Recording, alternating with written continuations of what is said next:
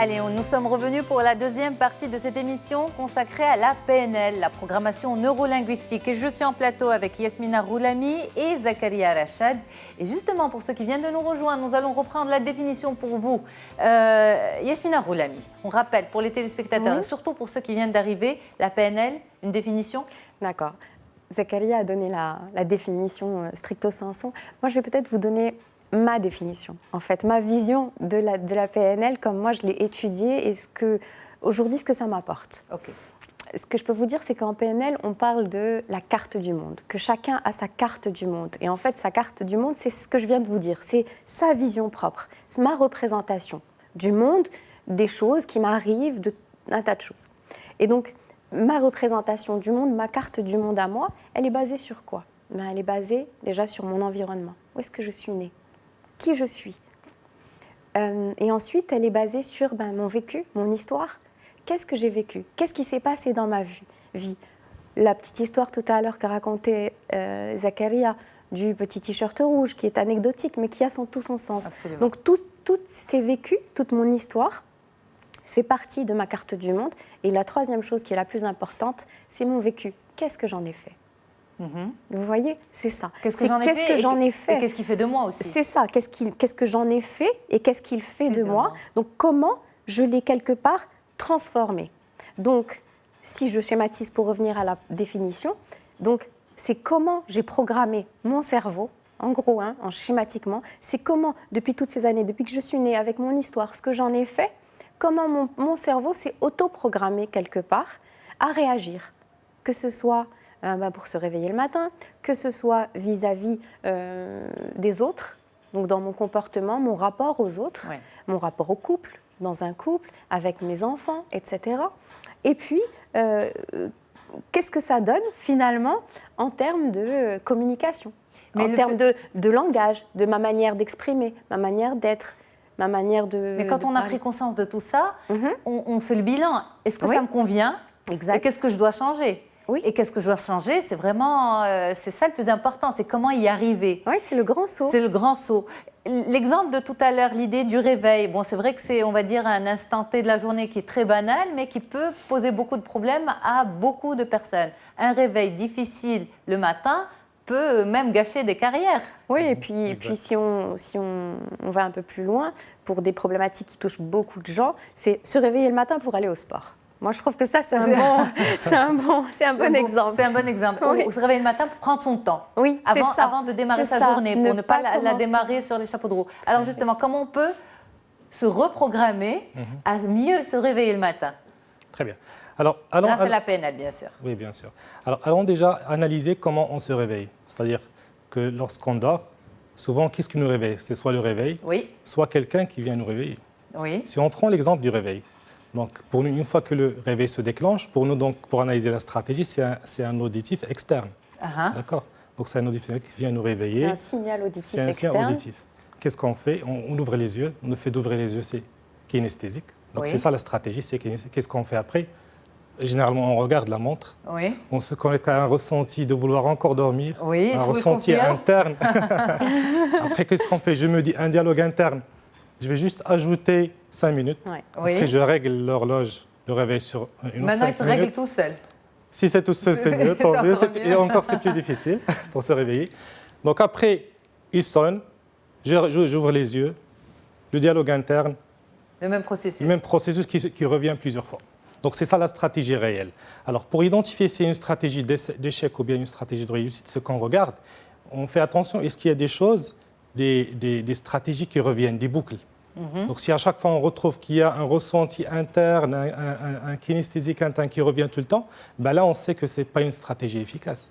Alors nous, pour changer cette stratégie-là, on va dire voilà, dès que le réveil sonne, donc il y a un auditif externe, au lieu de se connecter sur ce que je ressens, ou bien sur le ressenti actuel qui fait que je veux encore plus dormir, je vais reprogrammer mon cerveau pour se connecter sur la journée. Qu'est-ce que j'ai, quelque chose de plaisir que j'ai à faire durant la journée? Si c'est par exemple faire du sport, je vais me voir, visualiser, donc c'est un visuel interne, je me vois en train de faire du sport, je ressens ce plaisir-là de faire du sport et de prendre peut-être la douche après. Donc du coup, je casse ce schéma-là interne, d'accord, pour aller sortir... C'est pas stressant de se dire... Bon, il faut que je pense à un truc positif, il faut que je pense à un truc positif. C'est pas stressant? Non, en fait, en le répétant, ça devient programmé, ça Mais on devient le répète naturel. au réveil ou on le répète avant de dormir? C'est avant de dormir. Avant de dormir. Ouais, on répète la stratégie qu'on voudrait adopter en se réveillant. C'est un entraînement. C'est un Et entraînement. l'entraînement est très important en PNL. Exactement. C'est ça? Comme pour tout. Comme pour tout, En c'est vrai. fait, je vais vous donner un exemple. On peut très bien consommer de la PNL. Et aujourd'hui, on le voit beaucoup. Oui. C'est un phénomène de mode. Tout le monde s'est mis au développement personnel. C'est vrai. On a vraiment, il y a à boire à manger. Et là, quand vous parlez de déontologie, moi, c'est quelque chose sur lequel j'insiste. Il y a une question de légitimité. Il y a une question de, oui, est-ce que je suis apte moi-même à accompagner des personnes ou non? Un professionnel va le dire. Il va dire ça, je ne suis pas apte. D'accord. Donc ça, c'était la petite parenthèse. Donc là, on est vraiment en train de concrétiser la PNL pour les téléspectateurs.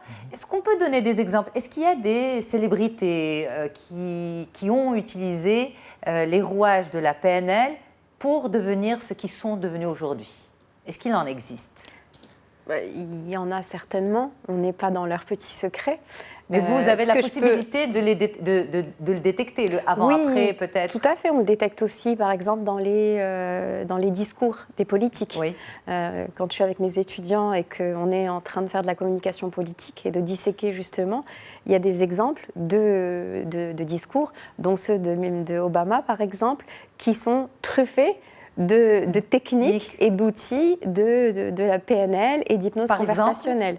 J'ai pas d'hypnose conversationnelle, ça veut dire quoi? Oui, l'hypnose conversationnelle et la PNL, en fait, c'est lié. C'est très lié. Ça fait peur quand même, hypnose conversationnelle. Ça veut dire que certaines personnes arrivent à hypnotiser d'autres personnes pour les attirer? Oui, mais comme vous disiez tout à l'heure, oui, ça fait peur. Mais c'est magnifique. Ce sont des mots qui font peur. Mais vous savez, c'est comme pour tout. On peut l'utiliser à bon escient et on peut l'utiliser, comme vous dites, pour manipuler. De manière alors ça donnerait quoi, par exemple, maintenant, si on devait donner un exemple de manipulation? Oui. Pas de manière positive. Ah, positive. D'hypnose. D'hypnose positive. Mais en fait, c'est dans la discussion. C'est que, par exemple, on donne une des techniques. Une des techniques, par exemple, c'est d'arriver, de commencer une conversation avec quelqu'un que vous avez envie d'acquérir à votre cause, on va dire, en commençant à lui donner une série de yes set, ce qu'on appelle les yes set. Ça veut dire un set de oui. Et comment ça se manifeste? Je vais vous poser des questions complètement banales, auxquelles bien sûr je connais les réponses. Et donc je vais vous dire, vous êtes là sur ce plateau. Vous me dire oui, on est à Rabat, il fait oui. Enfin, je donne des idées. Voilà, je prends un exemple facile. Et puis je continue. Mais au bout d'un moment, où le cerveau a dit oui, 3-4 fois. Je vais finir par dire oui. Je vais venir glisser une demande. Voilà. Oui, ça c'est bien pour le schématisme. Oui, mais c'est bien pour les fundraising.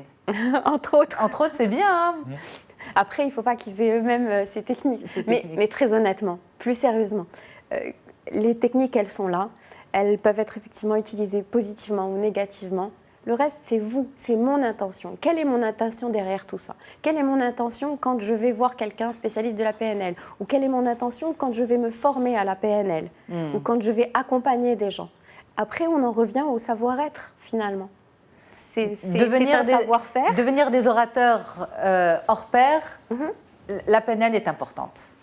La PNL est un outil qui aide, parce que moi, vous l'aurez compris peut-être, j'insiste en disant que ce n'est pas la clé miraculeuse, que ce n'est pas quelque chose qui, voilà, c'est pas important tout seul. Je pense que la PNL, seule, on peut faire, j'ai retrouvé ce que je voulais dire. On peut très bien consommer du développement personnel, consommer de la PNL. Donc, on va aller multiplier les stages, les formations, etc. Mais si vous ne l'appliquez pas, si ça ne se transforme pas en action concrète, même ceux qui sont formés, etc., ne respectent pas. Oui. Vous croyez que moi, en tant que spécialiste de la PNL, je l'utilise tous les jours et j'arrive à avoir des stratégies exceptionnelles, donc je ne m'énerve pas, je ne râle pas au volant, etc. Vous râlez, vous vous énervez? Je râle, je m'énerve, je suis humaine. Simplement, j'en ai conscience, je connais les programmations et puis je joue dessus dans la mesure du possible. Alors, vous me parliez aussi du cas de Walt Disney. Ouais. Ah oui. Alors ça, je crois que c'est un bon exemple d'utilisation de la PNL. Oui. Alors, et de la réussite de la PNL. De la réussite de la PNL. En fait, Walt Disney, c'était un entrepreneur américain qui a été connu par sa créativité. En fait, il a fait des fortunes, il a vraiment eu des idées géniales dans son temps. Et ce qu'il faisait, lui, pour être créatif, parce que vous savez, en fait, ce qui nous bloque aujourd'hui pour créer, c'est les doutes par rapport à la réussite de nos idées. À chaque fois qu'on a une petite idée, ben, dès sa sortie, on la bloque derrière. On dit non, c'est pas réalisable. Et ça vient d'où tout ça? Ou bien c'est difficile. De nos Ben, c'est notre cerveau. On voilà. est programmé comme ça. De tout ce dont il parlait tout à l'heure, c'est-à-dire l'environnement, la culture, ce qu'on a entendu quand on était petit, parce que c'est surtout ça c'est très important. C'est pour ça que maintenant je travaille avec les enfants. On prévient les blessures des adultes. Mais donc la technique de créativité, c'est quelque chose qui est très bien pour les entrepreneurs et en entreprise pour aller trouver des idées géniales. En fait, si je reviens à Walt Disney, en fait, ce qu'il faisait lorsqu'il avait une équipe, d'accord, avec laquelle il travaillait, et en intervenant ces équipes-là, il disait qu'à chaque fois, il n'arrivait pas à savoir lequel de Walt Disney était là. Parce qu'une fois, il était créatif, c'est-à-dire c'était vraiment le brainstorming, c'était la personne, en fait, le rêve voilà, qui se manifestait. C'était le rêveur. Une fois, c'était le critique. Il était là vraiment pour tout critiquer. Et une fois, c'était le réalisateur. Alors, en fait, plus clairement, la technique de créativité de Walt Disney, ça consiste à aller, au départ, contacter le rêveur. Le rêveur, c'est la personne, c'est la partie de nous qui va rêver, sans tenir compte des contraintes ou bien de la réalisation. D'accord? Donc, on va déballer tout. Et une fois qu'on aurait terminé, on va passer à une autre partie de nous qui va jouer le rôle du critique, pour aller critiquer le rêveur, pour aller éliminer tout ce qui n'est pas réalisable. Et une fois que c'est critiqué, donc au lieu, par exemple, de 10 actions, on va se retrouver avec 2. Après, on va aller retrouver l'autre partie qui est le réalisateur. D'accord, celui qui est réaliste. Qui reste et qui réalise l'action. Oui. Donc les 2 actions qui restent sur 10, c'est lui qui va les réaliser. OK. Voilà. Yasmina, vous